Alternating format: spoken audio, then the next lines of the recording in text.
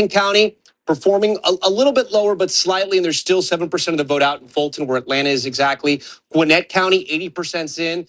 Look, she's holding the same marks of where Biden was. She's overperforming in Douglas County as we move further south. Look, she's almost exactly where Biden was all around the ring counties of Atlanta. That's good.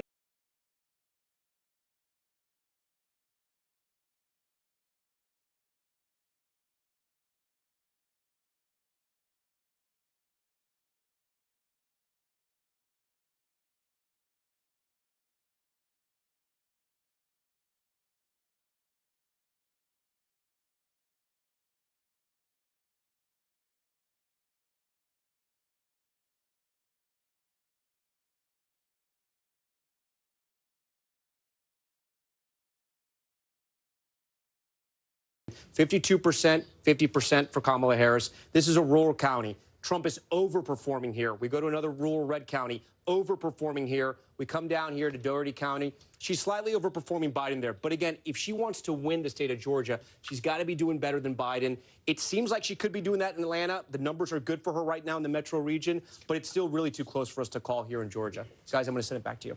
Okay, Tom, thank you so much. I want to go to Chuck because, Chuck, we were talking about Donald Trump getting new voters, people that didn't vote in 2020, and those voters breaking for him. And you're seeing some pretty astounding numbers. Well, you are. You know, it's interesting. Well, first of all, look, Georgia is going to shrink. You got about all of this vote is going to be Democratic vote. She's got to win the remaining probably 2-1. That's like a reasonable thing. I mean, Georgia's probably going to be decided by 4 or 5 digits. And where the vote is outstanding, exactly. You think there's a shot? Yeah, I think we will be. I think we might be sticking around Georgia for a little while. Just it does. If you're them, you can't totally write it off. There's a path there. But our pollsters did some noted some comparisons to 2020. Just simply Trump margins. These are not in the battleground states, but it gives you a hint of the possibility Donald Trump could actually win the popular vote if he wins the Electoral College tonight. So, for instance, in Texas, he only won Texas by a little over 5 points in 2020. He's won it by 14 points tonight. In Iowa, it was 8 points. It's nearly 15 points tonight. In Florida, it was 3 points. It's nearly 13 points tonight for Trump. Not only gave you some blue states, Virginia, it was a 10-point Biden victory. It looks like it's going to be somewhere between 2 and 4 this time in Virginia. New Jersey, 15 points Biden. Right now, it's 5 for Harris. Illinois, another state, is little under 10. It was at 17 points for Biden. So Trump has improved his standing in a lot of blue states. We'd seen that in our own polling. But it is why this time we are unlikely to have a split between the popular vote and electoral. Whoever wins the Electoral College is probably going to win the popular vote. Those are pretty dramatic margins. I mean, we're not nitpicking about a point or two here. You're talking with Texas 5 points, 5, 10 6, points, 7, 8. I mean, that's well. This is the Hispanic shift in the Southeast. It's clear. Florida and Texas. That's the massive Latino shift that we've seen tonight in those 2 states. But it may be spots of it everywhere. So I'm getting reaction in from Democratic lawmakers, from Democratic operatives. Some are still saying, look, we could still win this thing. We can hold on to the blue wall. And that's absolutely accurate because we're still tracking the vote. But one Democratic lawmaker, sort of to the point that Chuck is making, saying if this race does not go Kamala Harris's way, this is a moment of reckoning for the Democratic Party. This person saying there needs to be a hard look at what went wrong and potentially really a real passing of the baton when it comes to leadership. And of course, the attention will turn to President Biden. And when he stepped aside, 72% in our exit polls saying the country is headed in the wrong direction. That's the backdrop to all of this. President Biden and this immense dissatisfaction with the direction that the country's headed. It could be the Democratic Party allowed itself to just organize itself being an anti-Trump party.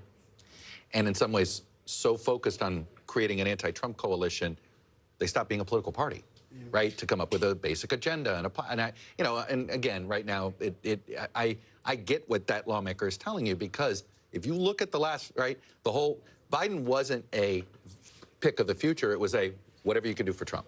All right, we're gonna pause for a moment to welcome back some of our stations on the East Coast. It is just past 11:30 here in the East. Welcome back to those viewers rejoining us on this exciting night. I'm Lester Holt. And I'm Savannah Guthrie. Glad you're along with us. This is NBC's election night coverage, and we've started to fill in that map, but those all-important 7 battlegrounds still in gray. We have not called them yet. We've been getting minute-by-minute projections, all leading up to this road to 270, which is the magic number needed to win the White House. So let's go through some of the boards here. This is Pennsylvania at this hour. 79% of the vote in, too close to call. We've talked a lot about the different counties and whether there's enough for Kamala Harris to make up where she's lost in some of the rural areas. Let's go to Michigan, too close to call there as well, but a lot more vote to be counted. In Wisconsin, let's see how much we've got there. About 2/3 of the vote or so, too close to call. In Georgia, we're getting close to a close there, but they do count their votes fast there, and it's 91% in, but we will see what happens. Too close to call. North Carolina, too early to call. We will wait and see what happens there, but again, starting to see 88% of the vote coming in there. Let's go out west. Arizona, too early to call. Polls closed about 2.5 hours ago there.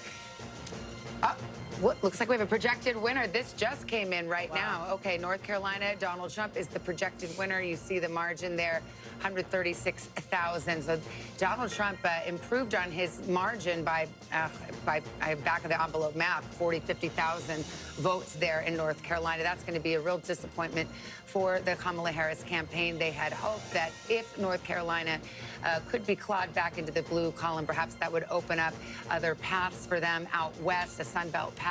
It is looking like blue wall or bust. That is where it stands right now, 172 electoral votes for Kamala Harris and Donald Trump in the lead right now. Let's go to Tom right now and talk about now what this does to Kamala Harris's paths to victory. Yeah, let's show you real quick how Trump wins, right? How we project that he wins. Robinson right now, 64.9%, 30% in. You can see how Trump's overperforming here. As we go along these rural counties, you can see Trump's numbers are increasing. 63 4 years ago, 66 tonight. We'll keep moving along here. 50%, 53%. So, Lester, you asked, how does this affect him in the race for president? Let's go back out to our big board here, the road to 270. When we started out tonight, right, the path to victory here, Trump had 10, Harris has 9. That's because we just called North Carolina. We can't even remove it anymore. This number before we called North Carolina, Harris had more paths than Trump did. But this is essentially where we started the night. This is the way it ended in 2020, right? He won North Carolina. President Biden had won the rest of the battleground states. But this gives the Republicans and former President Trump some hope. We now move to Georgia. We're going to be looking at the vote in Georgia. But as Chuck mentioned, very, very close in Georgia, and we're going to be waiting on that vote, the full vote to come out of Atlanta in those ring counties right now. But a big win for former President Trump. It's the first battleground we're calling tonight. All right, Tom, thanks very much. Remember, there was some late polling in the state that came just over the weekend that suggested that perhaps Kamala Harris was surging in North Carolina, that maybe she was making gains among some of these voters. That is clearly not turning out to be the case. That said, you've seen the reporting from her campaign that they are looking at the all-important blue wall. Of course, the question is, if Georgia goes, and I know you and Chuck were just talking about Georgia, but if Georgia does end up in the red column, it is Pennsylvania, Pennsylvania, Pennsylvania. Well, to that point, the Secretary of State in Georgia, Brad Raffensperger, who people are familiar with from the last election, has said on the record that Trump has an insurmountable lead in Georgia with the number of votes outstanding. So he's the Secretary of State. I think he knows what he's speaking of, but we will continue to watch. We've got another race to call, another presidential call. This is in the state of Virginia. This call coming a little later than many people might have expected, but Kamala Harris will win the 13 electoral votes in Virginia. There's the breakdown right now, 134,000 vote difference, 84% of the vote in. That, of course, goes into the Harris column. Here's where that leaves us in the road to 270. Trump with 230 now, 40 from his goal. Harris with 185 electoral votes. Okay, let's bring Jen Psaki in, former Biden White House press secretary, and Mark Lauder, who was joining us earlier. Jen, we haven't had a chance to talk to you. I mean, look, it's getting to be a narrower path for Kamala Harris, no question about it. It's the blue wall or bust at this point. It's math. Yeah. That Jen O'Malley Dillon email that NBC News obtained that you've talked about a little bit tells you a lot about where the heads are of the people on the campaign. This is the chair of the campaign. The chair of the campaign. She was also the campaign manager when Biden won in 2020. And basically, they did not talk about it. I know NBC has not made a call in Georgia, but they did not mention that Georgia is not a part of that email. Neither is North Carolina. You just made a call on that. It's about the blue wall states, and she warns that Arizona and Nevada will take some time. What does become challenging, I think part of the purpose of an email like that is also to buck up the troops inside, the team who's been working so hard for months, that's part of it, and also to send that note to supporters. But yes, it becomes, as the path becomes narrower, there's no more margin for error. Or no more margin for something going a different way than you hoped it would. And right now, what the Harris team is doing, which happens on every presidential campaign, as you know as well, is sitting in what you call the boiler room, which is kind of an intense word to use, but that's what it's called. And they're looking at their vote goals in these counties and how the outcome aligns. And you look at everything from, did they get what they needed in the big cities? In Philly, there are some cities that haven't fully come in, so they're waiting for those. But also what the margins are for Trump, which are higher, as you've been reporting, and we've been talking about over on MSNBC, in some of the rural counties, meaning he's getting more votes there that they need to make up for in the cities. So it's a numbers game in each of these states. But even in reliably blue states, we're seeing narrowing margins. We just saw it in Virginia. We called it. Kamala Harris won it, but I believe by a smaller margin than she did, or that the Democrats did 4 years ago. I want to show Minnesota right now, which we are calling too close to call. And this is a reliably blue state. Let me show you what the numbers look like, the breakdown. Half of the vote in. It's called too close to call. Again, when you see that wide margin, you were thinking, what are you guys talking about? It's because our decision desk is crunching the numbers. They know where those votes have come from, whether they're reliably Trump districts or reliably a Kamala Harris or a Democratic area of the state. And on that basis, they're saying too close to call. Does that surprise you? Minnesota is a close state. It often is a close state. It's a one certainly that the Harris team would love to have been in their win column earlier.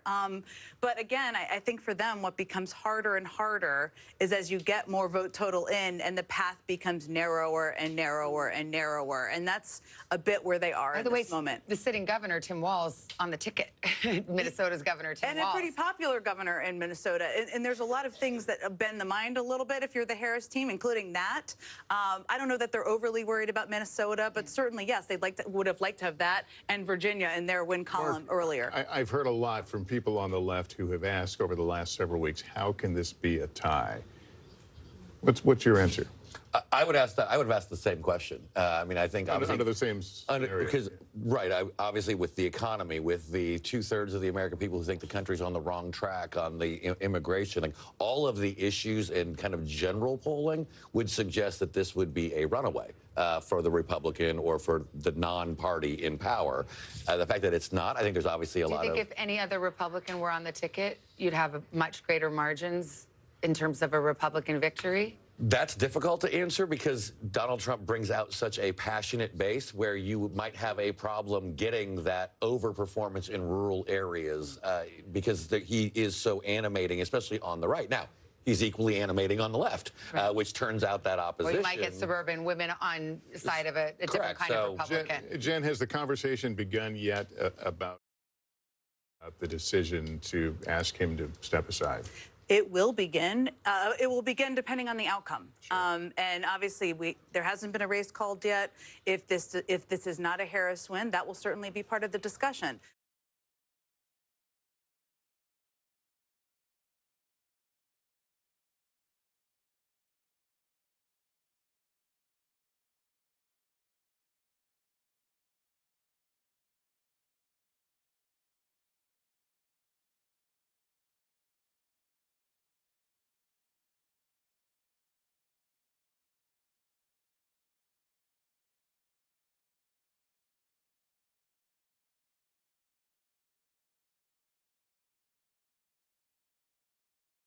Say they feel angry or dissatisfied. And that is something that may end up being critical in this race as well. And one of the things that I think is so notable heading into tonight, I think one of the big questions, would the economy be the top issue, as Mark is talking about, or would reproductive rights, given that abortion is on the ballot in 10 different states, would that be the biggest energizing factor tonight? What we are seeing is that right now it seems like the economy and immigration continue to be the most motivating factors for people. And I'm almost interested to see, though, because we did see, especially using Florida as the example, it was not close in Florida, whether at the presidential level or with the Senate, but at the same time, they're sending Rick Scott and Donald Trump. Obviously, they barely defeated a constitutional amendment on abortion. So they almost, like we would say split ticket voting with Senate and Congress and president.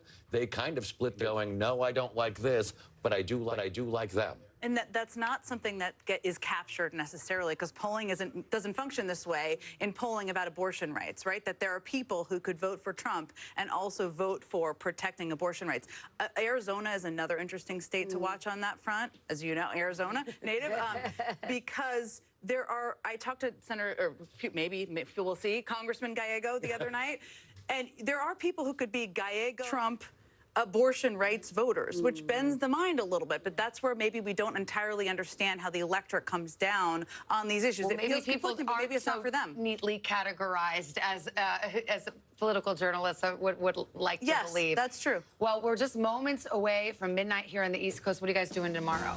I'll tell you what you're doing. Right the here. battleground states, they have not been called yet. Stay with us. We will be right back after a quick break.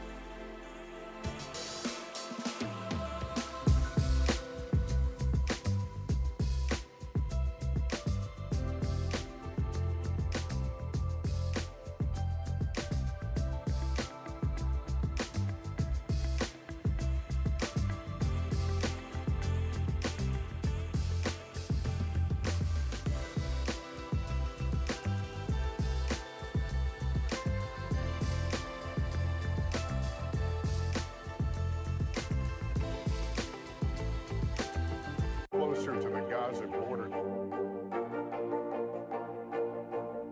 A story of resilience and hope. Please take care of yourself and each other.